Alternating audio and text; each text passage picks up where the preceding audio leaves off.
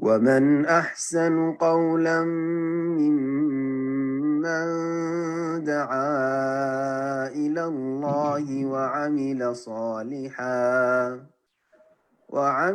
صالحا وقال إنني من المسلمين. তো আমরা সময় না নিয়ে শুরুতেই প্রশ্ন নিব। প্রশ্ন করবেন ইলিয়াস জি। আপনি প্রশ্ন করুন। আসসালামু আলাইকুম রহমতুল্লাহ বারাকাতুহ। ওয়ালাইকুম আসসালাম রহমতুল্লাহ বারাকাতুহ। আমেরিকা থেকে বলছি। জি বলেন। শেখ, সম্মানিত শেখ, আমাদের জন্য দোয়া করবেন। যারা আমরা দিনের পথে আসতে চাই তাদের কাজ যেন সহজ হয় এবং পরিবারের জন্য দিন। আমিন। আল্লাহ আপনাকেও দীর্ঘ হায়াত দিক, ঈমান ও সুস্থতার সাথে। আমার প্রশ্ন হলো, এই যে আমাদের আরাফা হবে সেই দিন আমাদের আমেরিকাতে অনেক মসজিদে, ধরেন আমাদের যে লোকাল মসজিদ সেটার ভিতরে ধরেন রমাদানে, তারপরে এই যে আরাফার রোজা বা আশুরার রোজা, এই সময়টায় মানুষ ইফতারি দেয়। হ্যাঁ, ইফতারি দেয় এবং রাত্রের খাবারটা দেয়। তা কিন্তু ওই মসজিদগুলোতে ওপেন থাকে সব সময়। ধরেন তবলিগ জামাত আসে, তারপরে নানান সংগঠনের, যেমন মোনা বলে একটা সংগঠন, ওরা আসে, বিদাতি সংগঠন যেগুলো, ওরাও আসে এবং দাওয়ার কাজ করে। তার ভিতরে অনেক বিদাত থাকে। তা মসজিদগুলা কোনো সময় কমপ্লেন করে না, বা যারা এগুলো পছন্দ করে তারা এগুলা সমর্থন করে। তো সেখানে যদি কেউ এই ইফতারিতে এবং রাত্রের খাবারের জন্য যদি কেউ ডোনেশন দেয় বা সাহায্য করে, তাহলে কি তাদের গুনাহ হবে? জাযাকুমুল্লাহু খায়রান, বারাকাল্লাহু ফিক। বিসমিল্লাহির রহমানির রহিম, আলহামদুলিল্লাহ ওয়াসসালাতু ওয়াসসালামু আলা রাসূলিল্লাহ ওয়া আলা আলিহি ওয়া সাহবিহি ওয়া মান ওয়ালা, আম্মা বাদ। প্রশ্ন করেছে আমেরিকা থেকে, যেহেতু সেখানকার মসজিদগুলিতে নিয়ম আছে সাধারণত যে আরাফার সিয়ামের দিনে বা আশুরার সিয়ামের দিনে বিভিন্ন বাসা থেকে ইফতারি ব্যবস্থা করা হয়, মানে ইফতারি মসজিদে দেওয়া হয়, সেখানে ইফতার করে সবাই, সম্মিলিত ইফতার, রাতের খাবারও দেওয়া হয়। আর সেখানে বিভিন্ন স্তরের লোকেরা আসে, কিছু বেদাতি লোকেরাও আসে, সেখানে বিভিন্ন বেদাতি সংগঠনের লোকেরাও আসে, তারা নিজ নিজ কথা পেশ করতে থাকে যাতে অনেক ভুল ভ্রান্তি থাকে। তো এই রকম অবস্থায় আমরা কি ইফতারি দিলে গুনাহ হবে? না, গুনাহ হবে না, যেহেতু মুসলিম দেশে বসবাস করছেন, সেখানে যাদের কথা বললেন তারা আমাদের মুসলিম ভাই, যদিও বিভ্রান্তি রয়েছে, ভুল ভ্রান্তি রয়েছে, সেগুলি থেকে সতর্ক সাবধান থাকবেন। তারা যখন তাদের আলোচনাগুলি করবে সেই আলোচনাগুলি শুনবেন না, কারণ সেই আলোচনা শুনলে বিভ্রান্তির আশঙ্কা রয়েছে। কিন্তু তারা মুসলিম ভাই, তারা সিয়াম রেখেছে, রোজা রেখেছে, সুতরাং তাদেরকে ইফতার করালে ইনশাআল্লাহ সওয়াব হবে, গুনাহ তো হবে না, সওয়াব হবে ইনশাআল্লাহ। এবং তাদের পারলে তৌহিদ সুন্নাহর দাওয়াত দেবে।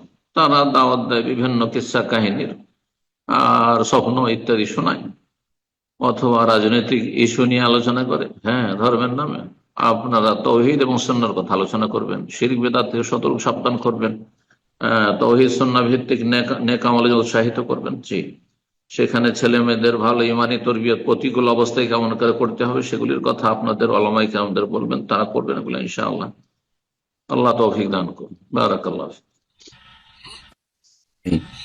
প্রশ্ন করবেন সুরাইয়া জি, আপনি প্রশ্ন করুন।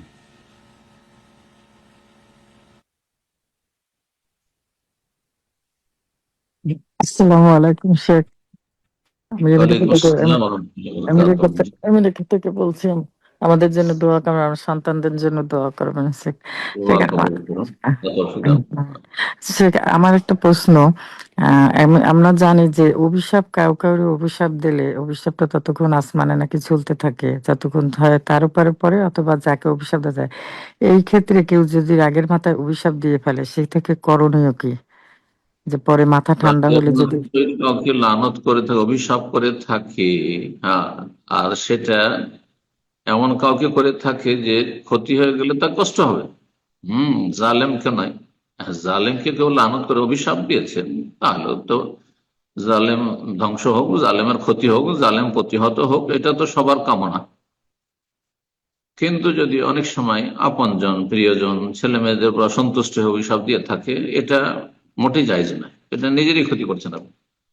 কখনো করবেন না। আত্মীয় স্বজন হঠাৎ করে একটু রাগ হলো, অভিশাপ দিয়ে দিলেন, স্বামীর রাগ হলে স্ত্রীর বা অভিশাপ দিয়ে দিলেন, স্ত্রীর রাগ হলো স্বামীর দিলেন অভিশাপ, বদদোয়া, না, মোটেই জায়েজ নাই।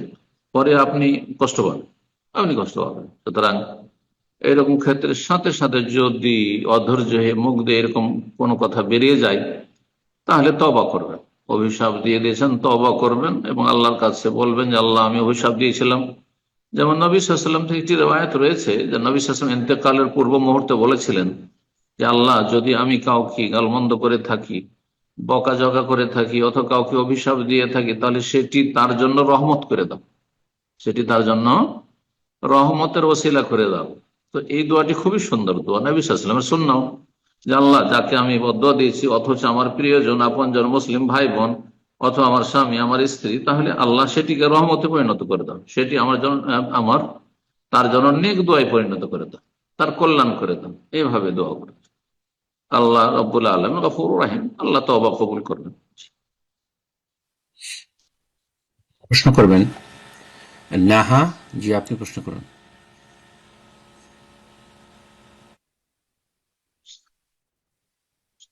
নাহা জি, আপনার ডিভাইসটা আনমিউট করে নিন, প্রশ্ন করুন। সালাম আলাইকুম। ওয়ালাইকুম আসসালাম ওয়া রাহমাতুল্লাহি ওয়া বারাকাতুহু। জি বলেন, শায়েখ, আমি বাংলাদেশ থেকে বলছি। বলেন প্রশ্ন। শায়েখ, আমার প্রশ্নটা হচ্ছে, শিরকের গুনার জন্য কেউ অনেক শিরকের গুনাহ করছে, এখন অনুতপ্ত হইতে চাচ্ছে, কিন্তু অন্তর থেকে অনুতপ্ত আসতেছে না। সে এখন কিভাবে অন্তর থেকে অনুতপ্ত হবে? অন্তর থেকে অনুতপ্ত হবে, প্রথম কথা শিরক ছেড়ে দেবে, আর যেন শিরকের ধারে কাছে না যায়। এখন শিরকের ধারে কাছে তওবাও করেছে, আবার চলে গেল মাজারে, তাহলে তো মাফ হবে না, তাহলে মাফ হবে না। কিন্তু গুনাহ বন্ধ করেছে, হ্যাঁ, তাহলে অন্তর থেকে, অন্তর ফিরিয়ে এনেছে শিরক বিদআত থেকে, যেই পাপ থেকে তওবা করছে।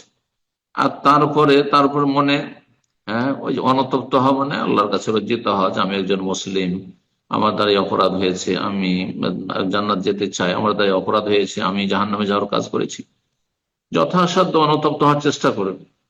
কিন্তু ওর চাইতে গুরুত্বপূর্ণ বিষয় হচ্ছে, আসল অনুতপ্ত হওয়া হচ্ছে যে এমন অনুতাপ যেটা আপনাকে সেই গুনাহ পরিত্যাগ করতে বাধ্য করে, গুনাহ থেকে অনেক দূরে থাকতে বাধ্য করে, গুনার ধারে কাছেও যাবেন না। এটা গুরুত্বপূর্ণ বিষয়। আর আগামীর জন্য প্রতিজ্ঞা, আগামীর জন্য প্রতিজ্ঞা যে আগামীতে কোনোদিন যেন এরকম গুনাহ না হয়, এই শর্ত করে যদি থাকে, আল্লাহ মাফ করবেন ইনশাআল্লাহ। প্রশ্ন করবেন অলিন সাইদ। জি, আপনি প্রশ্ন করুন।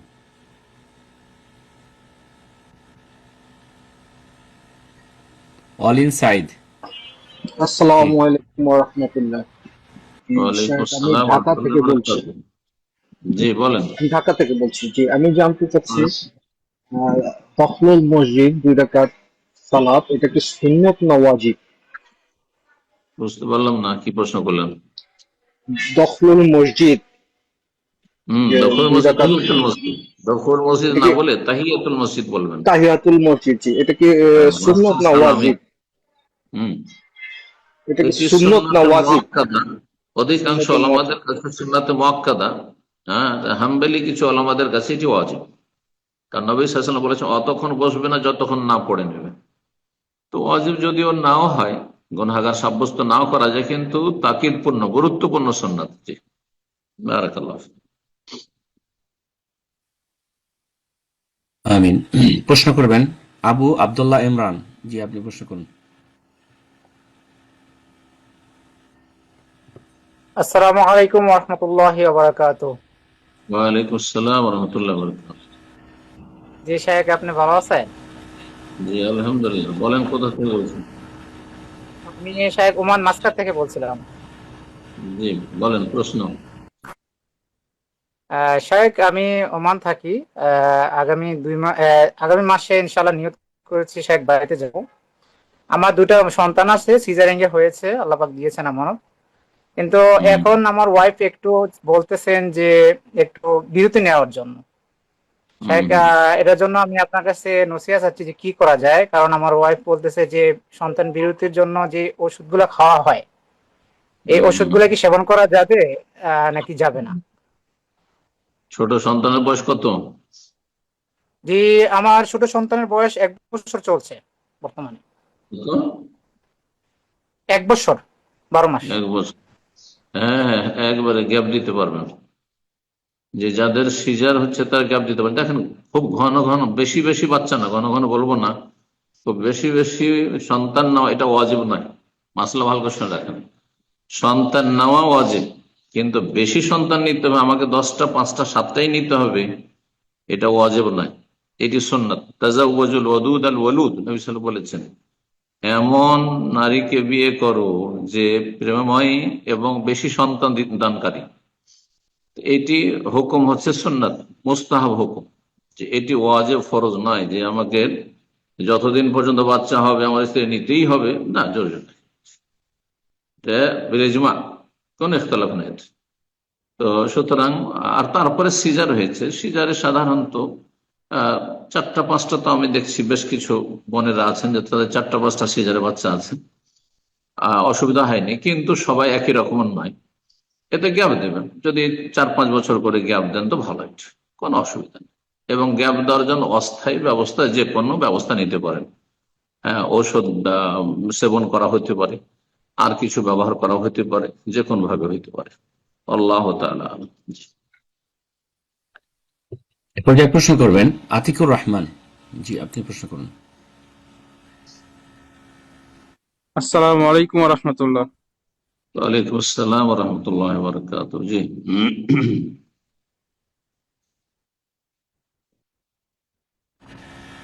জি ব্রাদার, আপনি ডিভাইসটা মিউট করে ফেলেছেন, আবার আনমিউট করে নিন, প্রশ্ন করুন। জি।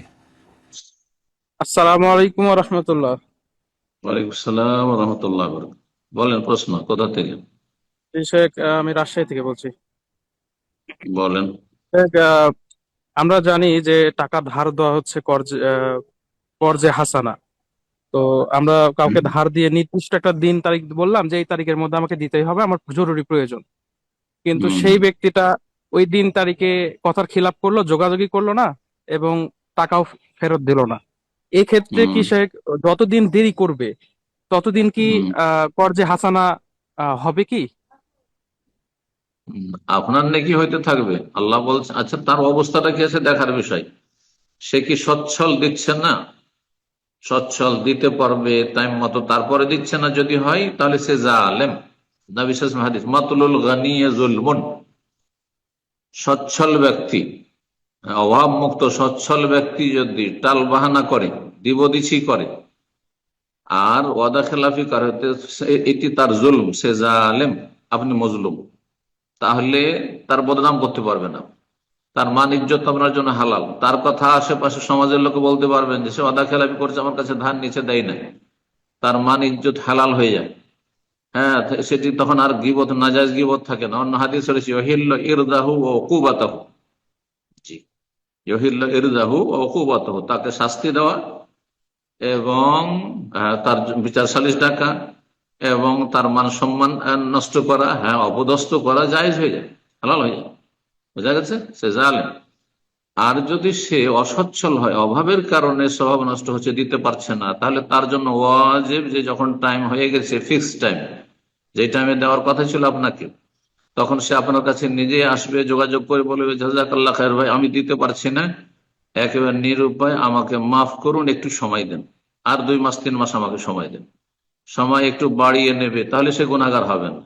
আর চুপচাপ খেয়ে গেল, টেলিফোন করছে না, টেলিফোন উঠাচ্ছে না, আর দেওয়ার নাম কথা নেই, হ্যাঁ, অভাব ব্যক্তি, তাও গুনাহগার হবে।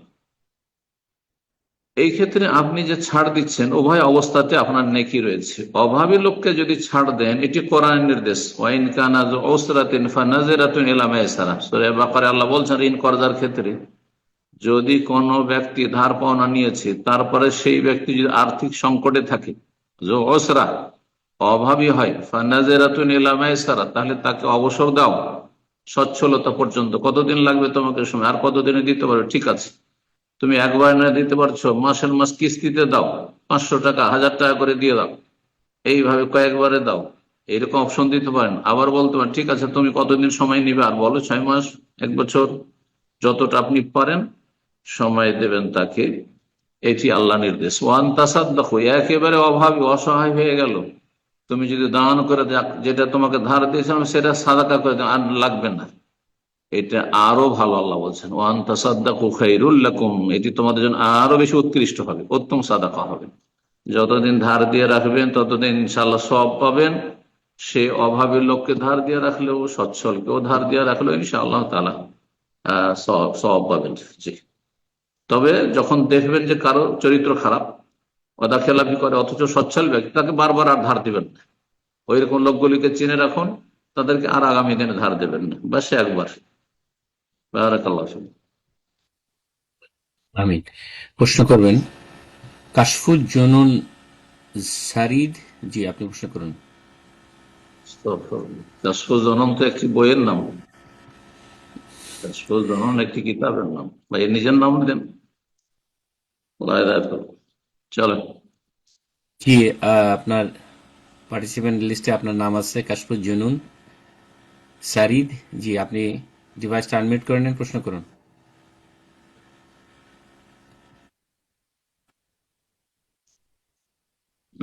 ইনশাআল্লাহ এ পর্যায়ে আমরা অন্য আরেকজনকে সুযোগ করে দিচ্ছি, প্রশ্ন করবেন এমডি আব্দুল্লাহ। জি, আপনি প্রশ্ন করুন।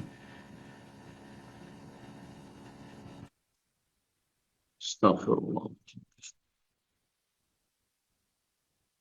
এমডি আব্দুল্লাহ, জি আসসালামু আলাইকুম। প্রশ্ন করুন। ওয়ালাইকুম আসসালাম ওয়া রাহমাতুল্লাহি ওয়া শাইখ, বারাকাতুহু। আমি বাংলাদেশ থেকে বলছি। শাইখ, আমার একটা প্রশ্ন, এটা অনেকদিন থেকে করব কিন্তু সুযোগ পাচ্ছিলাম না। শাইখ, বিশেষ করে এখন শীতকাল না, এখন গ্রীষ্মকাল, তাও আমি একটু অর্থাৎ ফোর্সে চাকরি করি। ওই হিসাবে হয়তো শীতকাল বা গ্রীষ্মকালে এমনি আমি একটু শারীরিকভাবে অসুস্থতার কারণে শারীরিকভাবে অনেক দুর্বল হয়ে গেছি। এখন বিষয় হলো যে আমাদের যে ছেলেদের যে স্বপ্ন দোষটা, এটা আপনার প্রচন্ড শীতকালে হোক বা হয়তো গ্রীষ্মকালে হোক, কিন্তু শীতকালে শীতের কারণে বা গ্রীষ্মকালে হয়তো চাকরির ক্ষেত্রে রাত্রে এমন অবস্থায় বা হয়তো এমন কোনো জায়গায় থাকি যেখানে হয়তো রাত্রি যাপন করি, কিন্তু গোসলের কোনো পরিবেশ থাকে না, বা শীতকালে হয়তো প্রচন্ড ঠান্ডার কারণে আমার মনে হয় যে আমি গোসল করলে হয়তো বড় ধরনের অসুস্থ হয়ে যেতে পারি।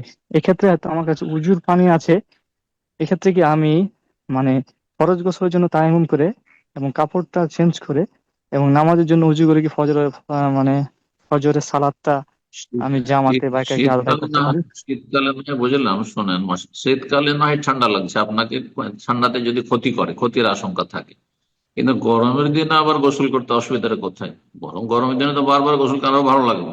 আমি বুঝলাম না আপনার তাই প্রশ্নটি একটু। গরমের দিনে এখন হলো আমি ফোর্সে চাকরি করার কারণে এমন এমন ক্ষেত্রে হয়তো যেখানে রাত্রি যাপন করি, যেখানে হয়তো আমার মানে গোসলের পানির কোনো ব্যবস্থা নাই, হয়তো আমি উজুর পানি সামান্য না থাকলে পানি কোনো হয়তো অসুবিধা একটা নেই, পানি না থাকলে কোনো অসুবিধা নেই। জি, হ্যাঁ। তো এখন আপনি ধরেন পানি আছে আপনার কাছে শুধু উজু করার সময়, আর উজু করলে ক্ষতি হবে না, কিন্তু গোসল করলে ঠান্ডার কারণে আপনার ঠান্ডা বেড়ে যেতে পারে, অসুস্থতা বেড়ে যেতে পারে, বা রোগের চিকিৎসা চলছে, কফ কাশির সমস্যা আছে, অ্যালার্জির সমস্যা আছে, বিভিন্ন রকম সমস্যা মানুষের থাকতে পারে, রোগ বেড়ে যাওয়ার আশঙ্কা থাকে, শরীর স্বাস্থ্যের ক্ষতির আশঙ্কা যদি থাকে, প্রাণনাশের আশঙ্কা থাকে, এই দু তিনটি অবস্থায়, তাহলে তেয়াম্মম করা যাবে ফরজ গোসলের ক্ষেত্রে।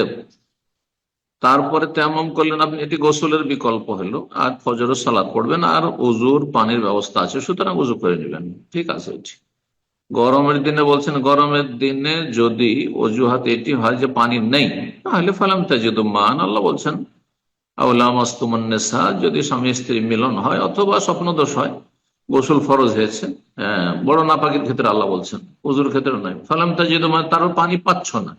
দুটো অবস্থা, একটা পানি পাচ্ছেন না, পানি নেই গোসলের, অথবা পানি ব্যবহার করতে সক্ষম না, পারছেন না, ফাতায়াম্মামু সাঈদান তাইয়্যিবা, তাহলে পাক মাটিতে তোমরা তায়াম্মুম করে নাও, কোনো অসুবিধা নেই। তায়াম্মুম উযুরও বিকল্প, তায়াম্মুম গোসলের বিকল্প। জি, বারাকাল্লাহু ফিক। আমিন। প্রশ্ন করবেন মাহিদ ইসলাম, জি আপনি প্রশ্ন করুন। আসসালামু আলাইকুম শাইখ। ওয়ালাইকুম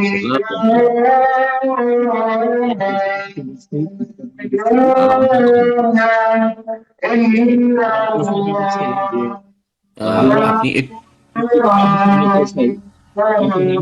আসসালাম। অন্য কাউকে দেন। জি, আপনার এখানে আজান হচ্ছে, আপনার আজানের সাউন্ডের কারণে আমরা আপনার কথা শুনতে পাচ্ছি না, তো ইনশাআল্লাহ আপনাকে এর পরে সুযোগ করে দেবো ইনশাআল্লাহ। তো প্রশ্ন করবেন আমির হোসেন, জি আপনি প্রশ্ন করুন।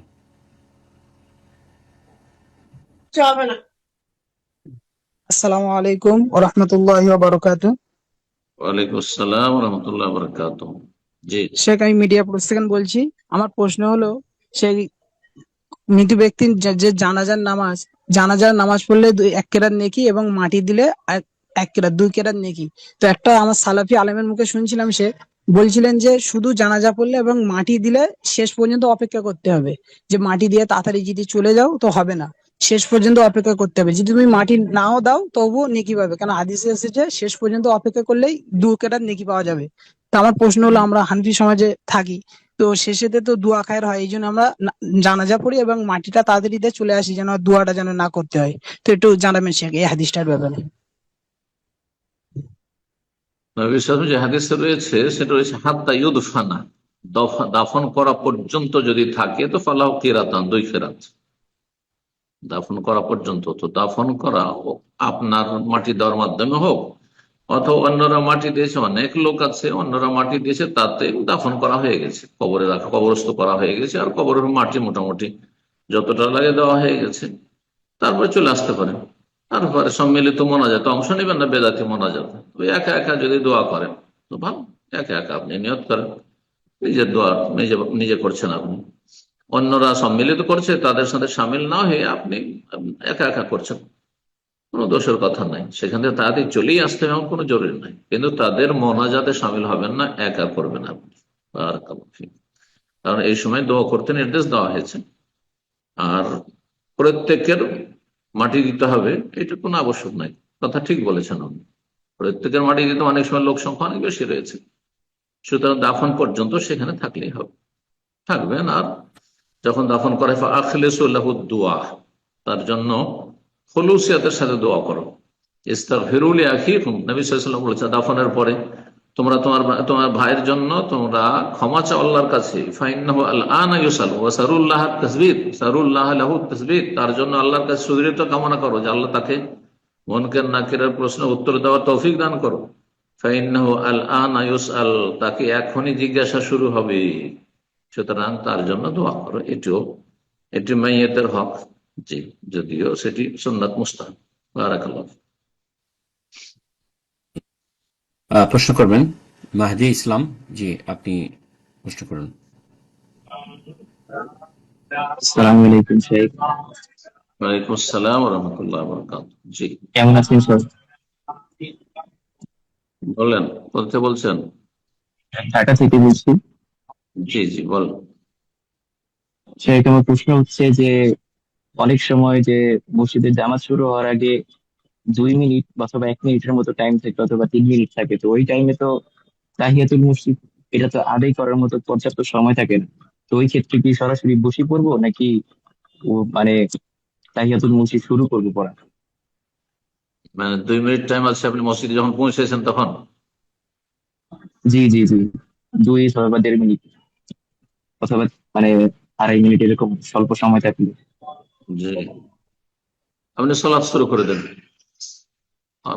শুরু করে দেন, আর যদি দেখা যায় যে আপনি প্রথম রাকাত শেষ করে দ্বিতীয় রাকাত চলে গেছেন, তাহলে সংক্ষেপে তখন সেরে নেন। একামত হচ্ছে, একামত চলাকালীন সেরে নেন, তাকবীরে তাহমিদাতে লাগলেই হবে।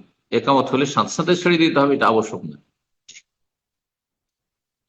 জামাত শুরু হয়ে গেছে আর আপনি সুন্নত চালাচ্ছেন, এরকমটা করবেন না, কথা বোঝা গেছে। আর 2 মিনিট 2.5 মিনিট আছে সেজন্য আমি দাঁড়িয়ে থাকবো, কোনো দলিল নেই, আর অপেক্ষা করার কোনো দলিল নেই, অনেকেই করে থাকেন না। তবে ধরেন 1 মিনিট আধা মিনিট আছে, তাহলে সেটা ভিন্ন বিষয়, কিন্তু 2-2.5 মিনিট হইলে শুরু করে দেন আপনি, 1-1.5 রাকাত তো হয়েই যাবে। সংক্ষেপ করবেন আপনি, সূরা ইখলাস, সূরা কাউসার পড়বেন আপনি, বা সেটাও যদি না সূরা ফাতিহা শুধু পড়েন তবু তো হয়ে যাবে। সূরা ফাতিহা অতিরিক্ত পড়া হচ্ছে মুস্তাহাব। বারাকাল্লাহ। আমিন। এ পর্যায়ে প্রশ্ন করবেন ওমর ফারুক, জি আপনি প্রশ্ন করুন। আসসালামু আলাইকুম। ওয়ালাইকুম আসসালাম ওয়া রাহমাতুল্লাহি ওয়া বারাকাতুহু। পশ্চিমবঙ্গের মুর্শিদাবাদ জেলা থেকে বলছি।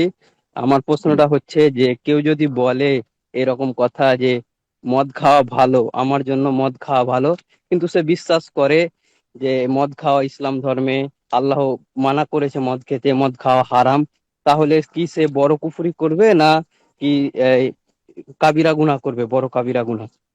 জাযাকাল্লাহু খায়রান। ভালো কোন দিক থেকে বলছে সে?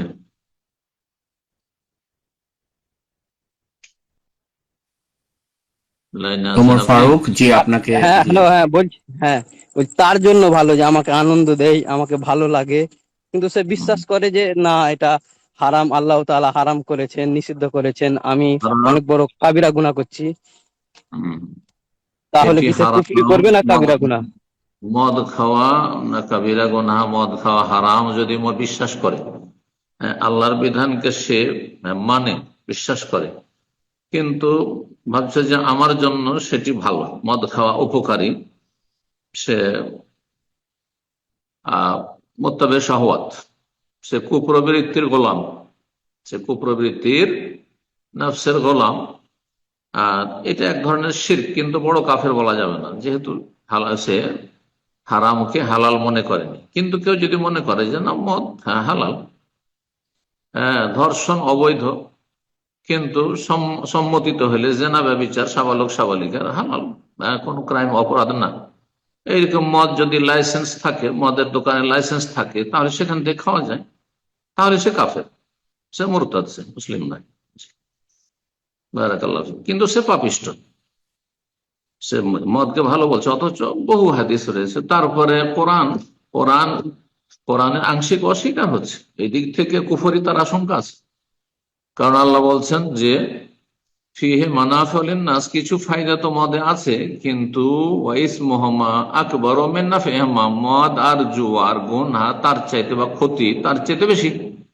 তাহলে কোরআন বলছে যে ক্ষয়ক্ষতি তার বেশি, আর ইয়ে বলছে যে ভালো, তাহলে এটি খুব তার জন্য রিস্ক, ঝুঁকি রয়েছে তার কাফের হয়ে যাওয়ার।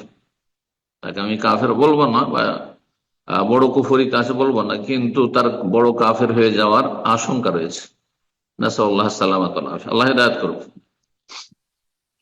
আমিন। এ পর্যায়ে প্রশ্ন করবেন মোহাম্মদ শাহিন আলম, যে আপনি প্রশ্ন করুন। আসসালামু আলাইকুম সাহেব। ওয়ালাইকুম আসসালাম ওয়া রাহমাতুল্লাহি ওয়া বারাকাতুহু। জি জি, আমি নওগাঁ থেকে বলছি। জি, আমার বলেন। ঈদ সম্পর্কে একটু প্রশ্ন আছে একটি, যে রাসূল সাল্লাল্লাহু আলাইহি সাল্লাম ঈদের সালাত কখন পড়তেন, সূর্য ওঠার কতক্ষণ পর? আমাদের এখানে 1 ঘন্টা অথবা 1.5 ঘন্টা পর ঈদের সালাতটা আদায় করে, অনেকটা দেরি করে। আর এখানে বলছে যে হয়তো সকালে, মানে যদি সূর্য ওঠার পর পর, মানে যদি তাড়াতাড়ি ঈদের সালাতটা শুরু করা যায়, তাহলে হয়তো সমাজের লোক তাড়াতাড়ি আসতে পারবে না ঈদগাহে। আসলে ইসলাম কি এভাবে কি সমর্থ করে কিনা? আর আসলে রাসূল সাল্লাল্লাহু আলাইহি সাল্লাম সূর্য ওঠার পর পর ঈদের সালাত আদায় করেছে, এটা আমরা শুনেছি। আসলে এটা সঠিক কিনা এই বিষয়ে একটু জানতে চাই, কখন করবো, উত্তম কখন হবে, সুন্নাহ মোতাবেক আদায় কখন করবো, এটা একটু বলতে। জি। আর আর তৌহিদের ডাক, এই যে আপনাদের চ্যানেলটা যে হারিয়ে গেছে, এটা এখন কি আসেনি? এ সপ্তাহে আসার কথা আকরাম ভাই বলছিল, একটু যদি জি, বলতেন। চলে এসছে, নতুন নতুন আপলোড শুরু হয়েছে, আপনি দেখবেন। ইউটিউবে পাচ্ছি না, কিভাবে পাবো একরাম একটু ভাই বলুন। বলবেন, আমি আপনার প্রশ্নের উত্তর দিই, তারপর উনি বলবেন। জি জি। ঈদের সালাতের সময় কখন শুরু হয়? ঈদের সালাতের সময় শুরু হয় সূর্য ওঠার 15 মিনিট পর থেকে শুরু করে, সূর্য ওঠার 15 মিনিট পর থেকে শুরু করে। আর যত তাড়াতাড়ি পড়বে তত বেশি উত্তম। যারা 1 ঘন্টা, 1.5 ঘন্টা, 2 ঘন্টা পরে পড়েন, তারা অনুত্তম করেন, কিন্তু যায়। সর্বশেষ ওয়াক্ত ঈদের হচ্ছে মাথার উপর সূর্য আসা পর্যন্ত। যখন জাওয়াল হয়ে যাবে, জোহর রক্ত হয়ে যাবে, মাথার উপর থেকে সূর্য গড়ে যাবে, তারপরে যদি কেউ ঈদ পড়ে তো ঈদ হবে না, তারপরে ঈদ হবে না। কেউ যদি 9টায়, 10টায়, 8:30টায় পড়ছে, সুন্নতের খেলাফ করছে, হ্যাঁ অনুত্তম করছে, কিন্তু নাজায়েজ বলা যাবে না। নাজায়েজ বলে সুন্নতের খেলাফ করছে। নবী সাল্লাল্লাহু আলাইহি সাল্লামের সুন্নত ছিল যে যখন সূর্যটা পুরোপুরি সুন্দর উঠে গেছে, তখন 1 বর্ষা সমান, তিদা রুমহীন, 1 বর্ষা সমান, একটা বল্লম বর্ষার লাঠি যতটা হয়, 2 হাত 2.5 হাত, এটা সূর্য ওঠার 15 মিনিট পরে সাধারণত হয়ে যায়। এশরাকের সময় যখন হয়ে যায়, তখনই আউয়াল ওয়াক্ত শুরু হয়ে যায়। জি, সুতরাং সূর্য ওঠার 15 মিনিট পর থেকে শুরু করে 1 ঘন্টার মধ্যে পড়ে নেওয়াটা বেশি উত্তম। 1 ঘন্টার পরে যারা দেরি করে, 1.5 ঘন্টা, 2 ঘন্টা, 3 ঘন্টা, যে যত বেশি দেরি করে পড়বে তত অনুত্তম কাজ করবে। আর এই যুক্তি খোঁড়া যুক্তি যে যদি তাড়াতাড়ি পড়ি তো লোকের আসতে পারবে না, কারণ বদ অভ্যাস করে রেখেছেন সেই জন্য। সবাই জানে যে ওই 9টার সময় ঈদ হবে, সেই জন্য সবাইকে ঘোষণা করে দেন গ্রামে গ্রামে যত ঈদগাহে আসা লোকেরাও, যে মহল্লার লোকেরা ঈদগাহে আপনাদের আসে তাদেরকে জানিয়ে দেন যে সকাল 6:30 বা 6টায় ঈদ হয়ে যাবে, ঈদ শুরু হয়ে যাবে, জি বিলম্ব করা হবে না। তাহলে আসবেন না, একবারে যখন জামাত ছুটবে তখন সোজা হয়ে যাবে। হ্যাঁ, কিন্তু সুন্নত মোতাবেক আমল হবে, সুন্নতের খেলাফ কেন আমল করবেন? বারাকাল্লাহ ফিক। জাযাকাল্লাহ খায়ের। যে উস্তাদজি হয়তো মাঝখানে আমার একটু আজকের ডিভাইসটা আমার একটু সমস্যা করতেছেন, নেটের সমস্যা হচ্ছে। তো আমাদের জাযাকাল্লাহ খায়ের, আপনি প্রশ্ন উত্তর দিয়েছেন। শাহিন ব্রাদার শাহিন প্রশ্ন করছিলেন আমাদের তাওহীদের ডাক নিউ ইয়র্ক চ্যানেল সম্পর্কে।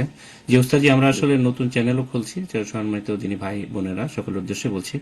তো আমাদের নতুন একটা চ্যানেল ওপেন করা হয়েছে, কিন্তু অত্যন্ত দুঃখের বিষয় সেটিতেও আজকেই আমরা দেখছি যে আসলে সেটার প্রবলেম হয়ে গেছে, সমস্যা হয়ে গেছে। সেটা কেন বা এটা কেন হচ্ছে এইভাবে, তারা আবারও কি এই ব্যাপারে কোনো তারা শয়তানি প্রচেষ্টা চালাচ্ছে কিনা যেটা বন্ধ, সেটাও আমাদের ওপেন হচ্ছে না। তো ইনশাআল্লাহ আমরা এটা চেষ্টা করতেছি সমস্যার সমাধান করার জন্য, যত তাড়াতাড়ি সম্ভব আমরা হয়তো আরেকটা ইউটিউব চ্যানেল খুলবো ইনশাআল্লাহ, এবং সেখানে আমাদের পুরানো যে আলোচনাগুলো আছে এবং নতুন আলোচনাগুলো ইনশাআল্লাহ আমরা আপলোড করবো ইনশাআল্লাহ। তো এই আর কি আমাদের ইউটিউব চ্যানেল সম্পর্কে। জি জাযাকাল্লাহ খায়ের। যারা দিনের ক্ষতি করে, নাওয়ার ক্ষতি করে, আল্লাহ তাদের বরবাদ করুন, তাদের ধ্বংস করুন। আমিন। তখন জাযাকাল্লাহ খায়ের। তো ইনশাআল্লাহ আমরা তাহলে উস্তাদজি তো ওনার প্রশ্ন উত্তর হয়তো হয়ে গেছে না, তো আমি পরবর্তী প্রশ্ন নেব। নিতে পারেন, সমস্যা নেই, সময় আছে। জি ইনশাআল্লাহ। তো এরপর যে প্রশ্ন করবেন আবিদুল চৌধুরী, জি আপনি প্রশ্ন করুন। আসসালামু আলাইকুম ওয়া রাহমাতুল্লাহি ওয়া বারাকাতুহু। ওয়ালাইকুম আসসালাম ওয়া রাহমাতুল্লাহি ওয়া বারাকাতুহু। ভাই কেমন আছেন? জি বলেন প্রশ্ন। আলহামদুলিল্লাহ। বলতে আমার একটা প্রশ্ন, যেটা হলো কোথা থেকে? আমি মুর্শিদাবাদ লালগোলা থেকে। জি প্রশ্ন বলেন। চেন্নাই। একটা প্রশ্ন হলো, কিছুদিন আগে এক যিনি ভাই, মানে যিনি ভাই সে ইম্পোর্ট এক্সপোর্টের কাজ করে, তো আমাদেরকে একটা দাওয়াত দিয়েছিল যে কিছু টাকা মানে যদি আমরা ইনভেস্ট করি কিংবা হয়তো আমরা যদি কাজ করি তাহলে তার কোম্পানিতে লেগে আমরা কাজটা করব, মানে মানে ইম্পোর্ট এক্সপোর্টের কাজ। তো সেই ব্যক্তি আমরা করেছিলাম প্রায় 10 লাখ 11 লাখ টাকা মতন আমরা 5 বন্ধু মিলে তাকে দিয়েছিলাম। সে কিন্তু একটা দিনী ভাই, মানে ভালো, নামাজ টামাজ পড়ে, আমরা তার দিনই দেখে আমরা তার উপর বিশ্বাস করে দাঁড়িয়ে আছে, টাকনুর উপর মানে প্যান্ট ভালো, আলহামদুলিল্লাহ ভালোভাবে মানে নামাজ টামাজ পড়ে, তার উপর বিশ্বাস করে আমরা কিন্তু তার উপর আহ বিশ্বাস করে আমরা কিন্তু তার কোম্পানিতে লাগি। টাকা দেওয়ার পরে কিছুদিন পরে মানে আমরা মানে বলে যে আজ হোক কাল হোক এভাবে তোমাদের কাগজপত্র হয়ে যাবে, তোমাদের মানে কাজ চালু হয়ে যাবে। এভাবে করতে করতে করতে প্রায় 1 মাস 2 মাস পার করে দিল। দিয়ে তারপরে যখন আমরা বুঝতে পারলাম যে এরকম টাকা আমাদের মানে দিচ্ছেও না কিংবা হয়তো কাজে লাগাচ্ছে না, তো তারপরে কি হলো, টাকাটা নিয়ে ও মানে বাংলাদেশ কিংবা দুবাই হয়তো পালিয়ে যায়, চলে যায়, যে SMS এ হয়, তোমাদের টাকা দিয়ে দেবো কিংবা হয়তো ব্যবসা চালু হবে হবে হবে, এভাবে করে আমাদের টাকাটা কিন্তু আর দেয় না এখন পর্যন্ত, কিন্তু মানে সে আর রিসিভও করে না। লম্বা হয়ে যাচ্ছে, আপনার প্রশ্নটা বলেন। তো এখন মানে করণীয় হচ্ছে যে আমাদের টাকা যেহেতু নিয়ে গেছে ও, তো এখন দিবে কিনা আল্লাহ আলম ভালো জানে। তো আমরা 5 বন্ধু আমরা টাকাটা দিয়েছিলাম, তো সেই টাকাটা এখন যদি আমরা যদি না দেয় তাহলে তো কিয়ামতের দিন হয়তো বা আল্লাহ তাআলা আমরা যদি না মাফ করি তাহলে কি সে মাফ পাবে যদি তোবা করে? এটাই আমার প্রশ্ন। আপনারা কি মাফ করে দিয়েছেন তাকে?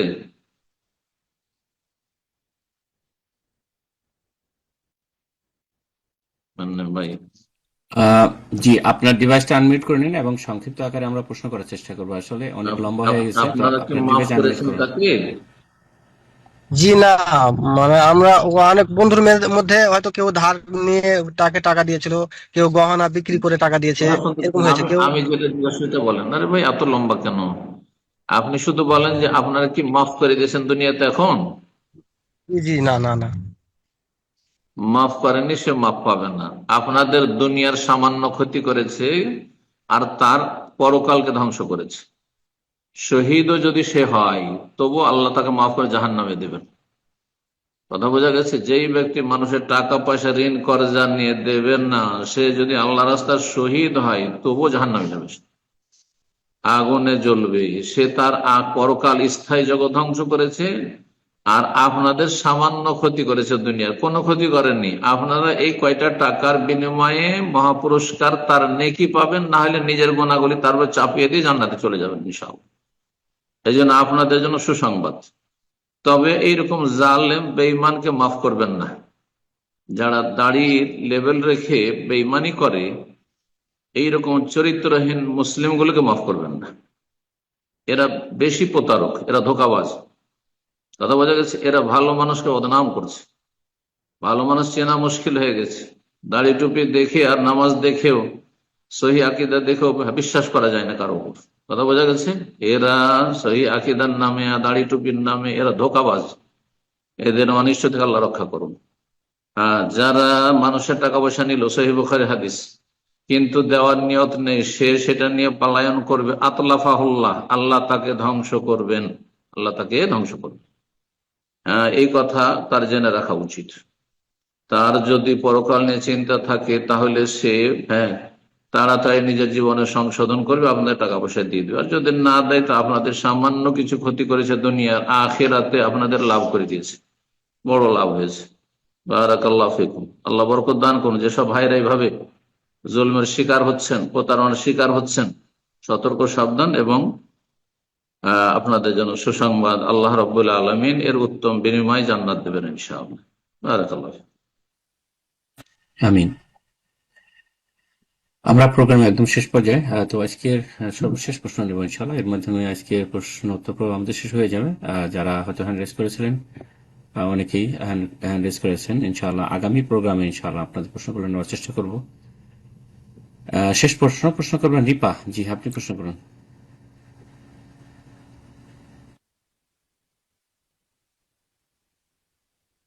রিপা জি, আপনার ডিভাইসটা, জি প্রশ্ন করুন।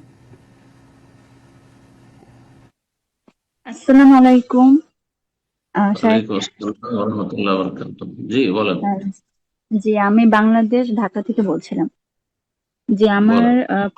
আমার প্রশ্ন হলো যে আমি বাপের বাড়ি থাকা অবস্থায় আমার স্বামী হচ্ছে আমাকে নোটিশ পাঠিয়েছে, তালাকের একটা নোটিশ পাঠিয়েছে। সেটা জানুয়ারি 26 তারিখে, মানে সে সাইন করেছে জানুয়ারি 26 তারিখে, আর আমার বাসায় আসছে ফেব্রুয়ারি 1 তারিখে। এখন যে অবস্থায় সাইনটা করা হয়েছে সে সময় আমার পিরিয়ড বা হায়েস্ট ছিল। এখন আমার কথা হচ্ছে যে আমার কি তালাকটা কি গণ্য হয়েছে? মানে সে ওখানে লেখা ছিল 1 তালাক, 2 তালাক, 3 তালাক, 52 তালাক লেখা ছিল এবং সে সাইন করে দিয়েছে। পরবর্তীতে তাদের সাথে আমাদের আর কোনো যোগাযোগ হয়নি। তো আমার প্রশ্ন হলো যে আমার তালাকটা কি গণ্য হয়েছে এবং কত তালাক গণ্য হয়েছে, বা এটা যদি একটু বলতেন। আপনি বাবার বাড়ি আছেন না ফিরে যেতে চাইছেন ওর কাছে? আমি বাবার বাড়িতে আছি। মানে ও ফিরে যাওয়ার এমন বিষয় নেই? না, ফিরে যাওয়ার কোনো বিষয় নেই। তারা আমাদের সাথে আর যোগাযোগ করছে না। আমরা চেষ্টা করেছিলাম, তাই পরবর্তীতে আর যোগাযোগ হয়নি। এখন আর যে সময় সাইন করা হয়েছে সে সময় আমার হায়েস্ট ছিল, তো সে জানতো না বা আমরাও জানতাম না যে এরকম হবে। তো এটাতে কি তালাক হয়েছে? আল্লাহ আপনার জন্য উত্তম বিকল্প দান করেন, ভালো ব্যবস্থা করেন, এই দোয়া করি। এইরকম যেসব বোনেরা রয়েছেন, ভাইয়া রয়েছেন আর জুলমের শিকার, অন্যায় ভাবে তালাক দেওয়া হয়েছে অথবা তালাক নেওয়া হয়েছে, যেটাই হোক না কেন, আল্লাহ তাদের উত্তম বিকল্প দান করেন। জি, বারাকাল্লাহু ফিক। বাকি কথা হলো যে মাসিক অবস্থায় তালাক অধিকাংশ আমাদের কাছে হয়ে যাবে। মাসিক অবস্থায় তালাক অধিকাংশ আমাদের কাছে, অল্প কিছু আমাদের কাছে হবে না, মাসলা ইখতিলাফ হয়েছে। সেই জন্য বলবো যে আপনার তালাক ইনশাআল্লাহ হয়ে গেছে। তবে আপনি সহিহ আকীদা মানহাজের যদি অনুসারী হন তাহলে 3 তালাক একসাথে 3 হয় না, একটি তালাকই হয়, কিন্তু তালাক হয়ে গেছে। ইদ্দত পার হলে, 3 মাসিক পার হলে আপনার তার সাথে সম্পর্ক ছিন্ন হয়ে যাবে, আপনি অন্য জায়গায় বিয়ে বসতে পারবেন। বারাকাল্লাহু ফিক। জাজাকাল্লাহ খায়ের। জি উস্তাদ জি, আজকে এখানে ইনশাল্লাহ শেষ করা যাক। ইনশাল্লাহ আগামী জাযাকুমুল্লাহ সপ্তাহে খাইরান, আলোচনা করবো। বারাকাল্লাহু ফীকুম। আল্লাহ রাব্বুল আলামিনের কাছে দোয়া করি, আল্লাহ রাব্বুল আলামিন যেন আমাদের অতীতের গুনাহ খাতা মাফ করেন, ত্রুটি মাফ করেন এবং ভবিষ্যতে আল্লাহ আরো ভালো মানুষ হওয়ার তৌফিক দান করেন। এবং এই জিলহজ মাসের যে 10টি দিন শুরু হতে যাচ্ছে, আল্লাহ এতে বেশি বেশি নেক আমলের তৌফিক দান করেন, কোরআনে কারীমের বেশি বেশি তিলাওয়াতের তৌফিক দান করেন, আল্লাহ রাব্বুল কোরআনে কারীমের হক আদায় করার তৌফিক দান করেন, প্রিয় নবী সাল্লাল্লাহু আলাইহি সাল্লামের হক আদায় করার তৌফিক দান করেন, রব্বুল আলামিনের হক যথাযথ আদায় করার তৌফিক দান করেন। ভুল ত্রুটি ঘাটতি হলে আল্লাহ রব্বুল আলামিন যেন আমাদের ক্ষমা করে দেন এবং আল্লাহ রাব্বুল তার রহমত দিয়ে আমাদেরকে ঢেকে নেন। যেসব ভাই বোন আমাদের সাথে থাকলেন, আল্লাহ যেন তাদের সবার রিজিকে বরকত দান করেন, সমস্ত অশান্তি দূর করেন এবং সার্বিক কল্যাণ দান করেন, জান্নাতুল ফিরদৌস দান করেন, জাহান্নামের আযাব থেকে রক্ষা করেন। সুবহান রাব্বিকা রাব্বিল ইজ্জাতি আম্মা ইয়াসিফুন ওয়া সালামুন আলাল মুরসালিন ওয়ালহামদুলিল্লাহি রাব্বিল আলামিন।